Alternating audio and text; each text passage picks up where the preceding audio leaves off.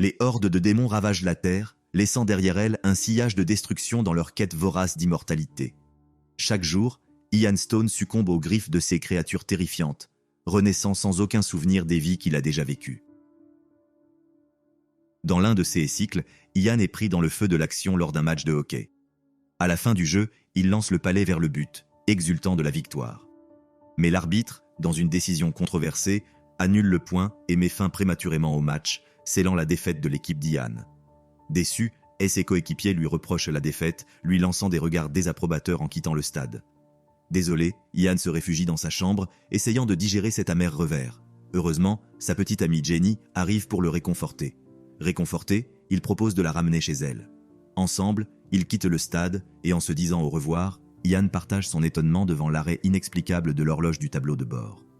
Jenny, cherchant à détendre l'atmosphère, l'embrasse, un bref interlude interrompu brusquement par l'apparition soudaine de ses parents à la fenêtre. Elle se précipite pour rentrer chez elle. Alors qu'Ian s'éloigne, il remarque une balançoire qui oscille étrangement dans sa cour. Plus tard, conduisant sous une pluie torrentielle, Ian est contraint de s'arrêter en voyant une silhouette étendue sur la route. Il sort, déterminé à aider, mais en touchant la personne, elle se réveille brusquement, le poussant à retourner dans sa voiture pour contacter les secours. Mais ses efforts sont vains. En regardant dehors, il se rend compte que l'étranger a disparu.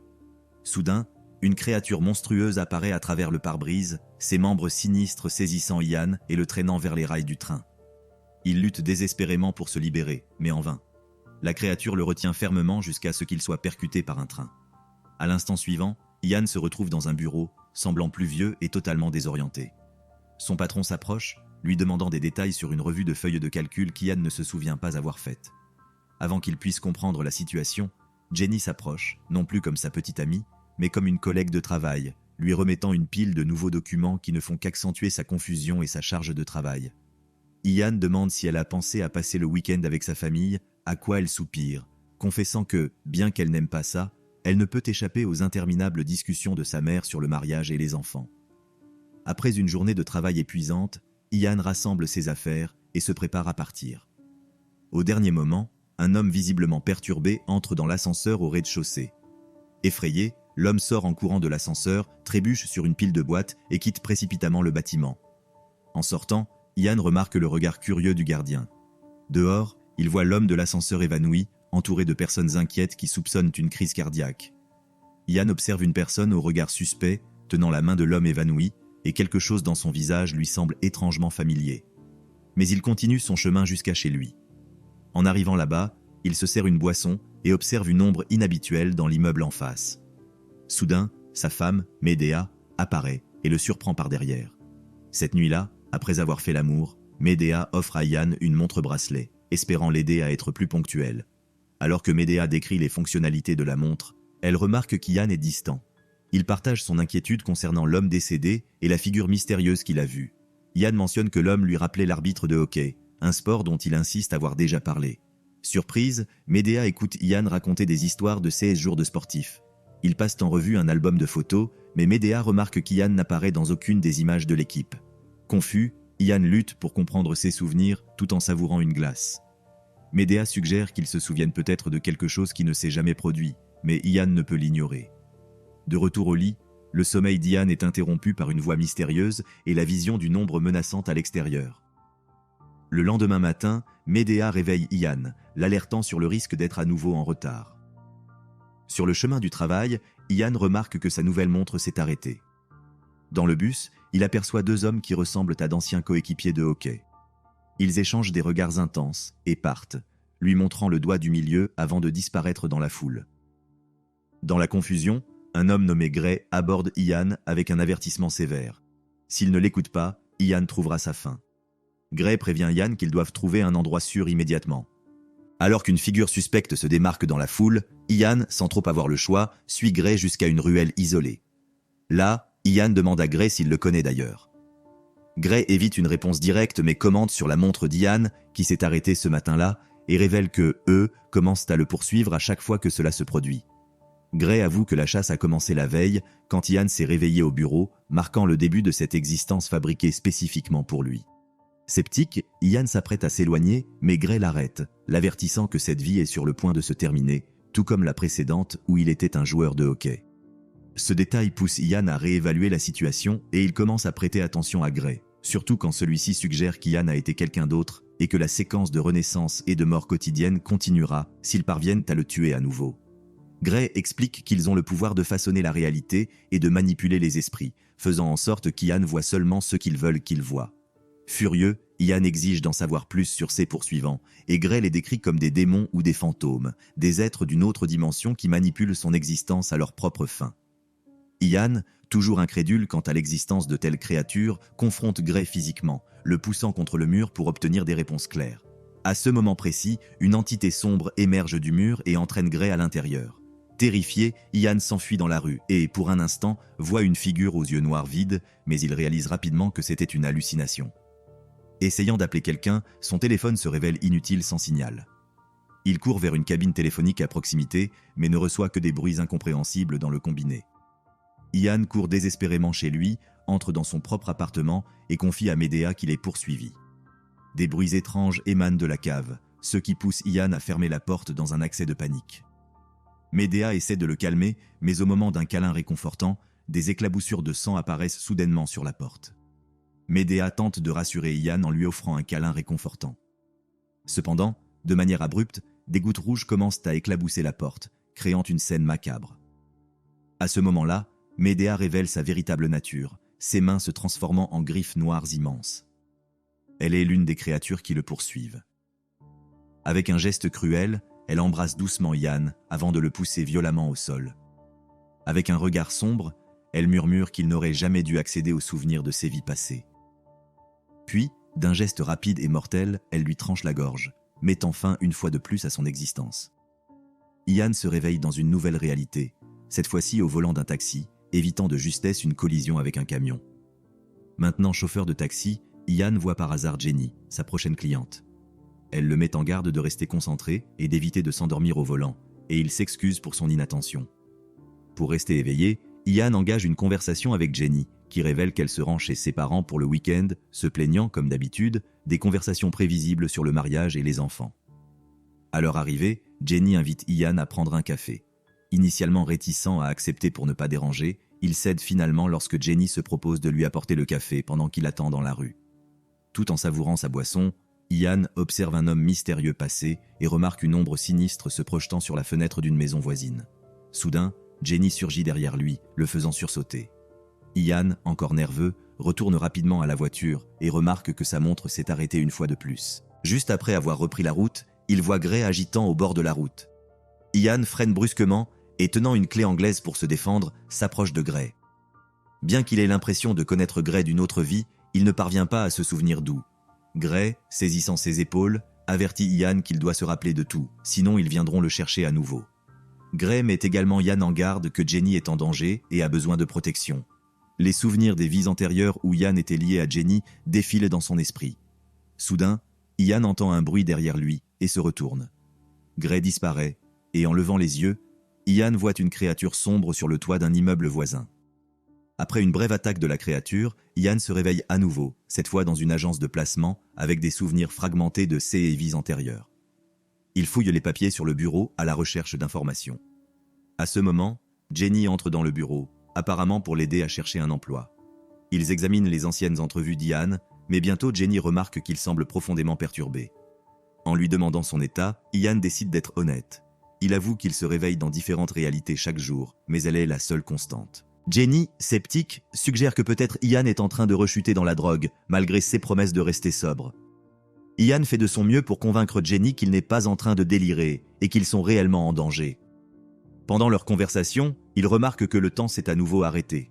À l'extérieur, devant la porte du bureau, apparaît un homme de ses vies antérieures, maintenant muni d'une immense griffe noire. Terrifié, Ian court vers l'ascenseur, mais avant qu'il ne puisse appuyer sur le bouton, le plafond est violemment percé par la griffe monstrueuse.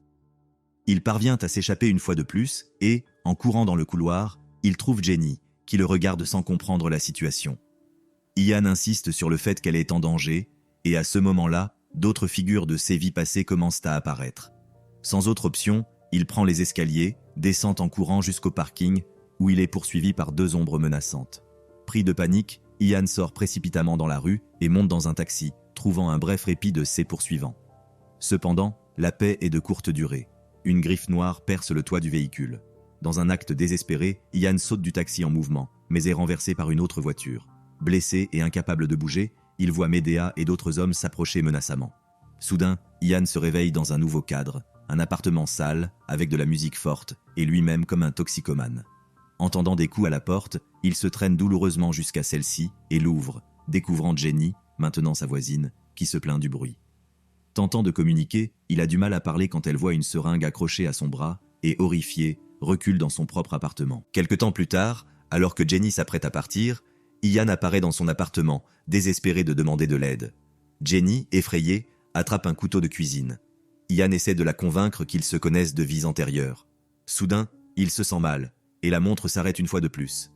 Jenny hésite, voulant appeler à l'aide, mais Ian l'empêche de sortir.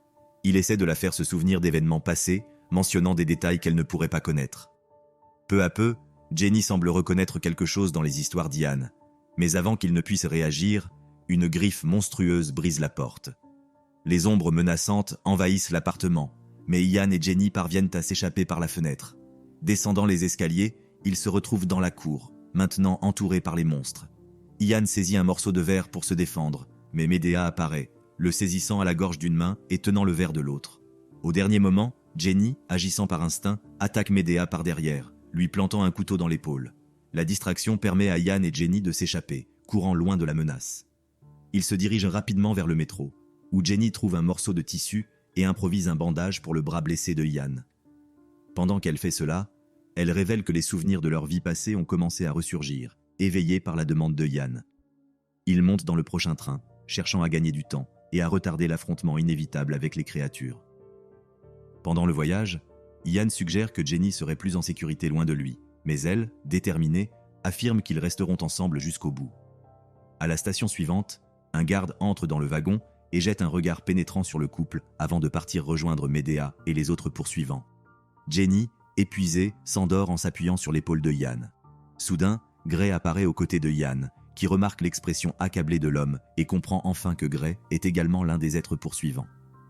Gray révèle qu'ils sont connus sous le nom de moissonneurs, des êtres immortels qui se nourrissent de la peur humaine. Ils démontrent leur capacité en effrayant un vieil homme qui vient d'entrer dans le wagon, absorbant son énergie de peur et rajeunissant instantanément. Gray explique que la peur commune ne suffit plus à beaucoup de moissonneurs. Maintenant, ils recherchent la terreur intense éprouvée avant une mort violente, considérablement plus puissante. Les moissonneurs deviennent plus voraces, évoluant de simples parasites en prédateurs insatiables. Ian demande pourquoi ils ne le laissent pas en paix, et Gray révèle qu'Ian était autrefois le plus puissant parmi eux, mais s'est rebellé. Maintenant, ils le maintiennent dans un cycle continu de réincarnation comme châtiment et dans l'espoir de le ramener à eux. Gray souligne que Jenny est la clé pour qu'Ian puisse éventuellement avoir une vie normale à nouveau et avertit que les moissonneurs sont proches. Avant de disparaître, il met en garde qu'ils ont déjà été repérés. Ian réveille Jenny et ils se précipitent hors du train mais sont déjà suivis par des monstres déguisés en joueurs de hockey. À la station, alors qu'ils courent, ils heurtent et font tomber un homme, attaqué par les créatures et mort de peur, sa gorge tranchée.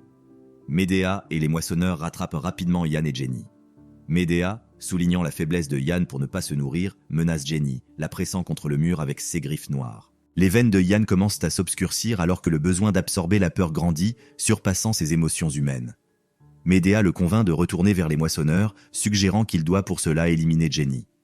L'influence de Medea est puissante, et dans un acte de désespoir, Ian commence à étrangler Jenny, absorbant sa peur, son visage reflétant un changement sombre alors qu'il succombe à sa véritable nature. Elle le supplie d'arrêter, et au dernier moment, Ian la lâche. Désespéré, il se jette sur les rails du train. Ian se réveille dans une nouvelle vie, attaché à un lit dans un hôpital psychiatrique. Il crie à l'aide, et bientôt une infirmière vient vérifier son état. Cependant, pour elle, Ian est simplement dans le coma. Après s'être assuré qu'il est stable, l'infirmière part, et Medea apparaît devant Ian immobilisé.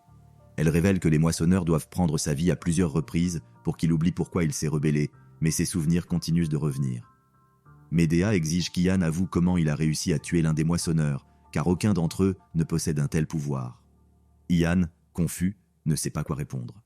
Frustrés, Medea et les moissonneurs décident de prendre des mesures drastiques, transférant Ian dans une salle d'opération où ils commencent à le torturer de différentes manières. Medea explique qu'ils ne peuvent pas le détruire, mais ne le laisseront pas partir car il représente une menace. Ils continueront à le torturer jusqu'à ce qu'il révèle la vérité. Après une injection toxique, Ian perd conscience. Ian se réveille dans une aile et voit un enfant allongé dans le lit en face. Medea apparaît à côté de lui, insistant sur le fait qu'il doit se nourrir ou s'affaiblir. Hésitant à faire du mal à l'enfant, Ian regarde tandis que les autres moissonneurs prennent des formes horribles et effrayent le garçon. L'enfant crie de terreur, attirant les médecins et les infirmières qui ne comprennent pas ce qui s'est passé. Ian perd brièvement conscience à nouveau et, en se réveillant, voit Jenny, maintenant infirmière, devant lui. Elle lui demande comment il va et part, déclenchant un flot de souvenirs des tortures infligées par Medea. Pendant ce temps, Medea réalise qu'Ian a trahi les moissonneurs à cause de Jenny, qu'il ramène inconsciemment dans chaque vie. Convaincu que l'élimination de Jenny ramènera Ian aux moissonneurs, Medea prévoit de s'en débarrasser. Quelque temps plus tard, un Grey vieilli et affaibli apparaît dans l'aile d'Ian. Il explique qu'Ian est devenu humain grâce à son amour pour Jenny. Cet amour l'a rendu assez fort pour détruire d'autres moissonneurs, arrêter de se nourrir de peur et de douleur, voire créer la vie. Grey partage qu'il a lui aussi trouvé son amour une fois et a gagné une nouvelle vie, mais les moissonneurs ont détruit son amour. Grey, visiblement bouleversé, essaie d'encourager Ian, disant que son amour pour Jenny est sa force. Il demande à Ian de se battre, car en protégeant Jenny, il peut trouver un moyen de briser le cycle et de vivre une vie pleine et vraie, loin des moissonneurs. Cependant, le temps joue contre eux, et Medea et les autres moissonneurs s'approchent, déterminés à mettre fin à toute chance de bonheur pour Ian et Jenny. Ian est maintenant déterminé à tout faire pour protéger Jenny des moissonneurs. Cependant, pour les affronter, il doit se renforcer, ce qui nécessite de se nourrir. Malgré sa réticence à faire du mal aux autres, Grey offre à Ian une alternative, se nourrir de sa propre peur. Grey tend la main à Ian, lui transférant son énergie résiduelle. Les blessures d'Ian guérissent rapidement, et avec un dernier regard, Grey se dissout dans l'air, laissant Ian revigoré. Lorsque les moissonneurs reviennent dans l'aile, ils trouvent seulement la chambre retournée et vide. Pendant qu'ils fouillent l'endroit, Ian, maintenant transformé en une créature monstrueuse, surgit et attaque l'un des moissonneurs, neutralisant rapidement un deuxième.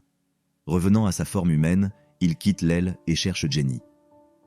Pendant ce temps, Jenny, inconsciente du danger imminent, travaille dans les archives de l'hôpital.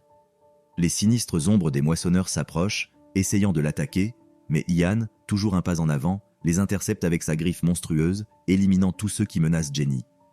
Après avoir assuré la sécurité des archives, il la suit jusqu'à la morgue, où Jenny réalise enfin la présence des monstres et crie à l'aide. Ian demande à Jenny de courir pendant qu'il lutte contre les moissonneurs qui continuent d'apparaître. Jenny court dans le couloir, mais est embusquée par Medea. Les cris de Jenny résonnent, et Ian accourt à son secours, se préparant pour le dernier affrontement. Elle menace alors que Jenny ne sera pas présente dans la prochaine vie d'Ian et la prend en otage, l'utilisant comme bouclier. Comprenant qu'il n'y a qu'une seule façon de mettre fin à Medea, Ian traverse sa griffe à travers les deux, Jenny et Medea, se rappelant les paroles de Grey sur la façon dont l'amour peut créer la vie. Medea se désintègre instantanément. Ian tient Jenny blessée dans ses bras, lui promettant que tout cela n'était qu'un cauchemar, et la guérit avec le pouvoir de l'amour qu'il maîtrise désormais. Finalement, Ian se retrouve de retour sur la patinoire de hockey, cette fois-ci sans l'interférence de l'arbitre, il marque le but victorieux.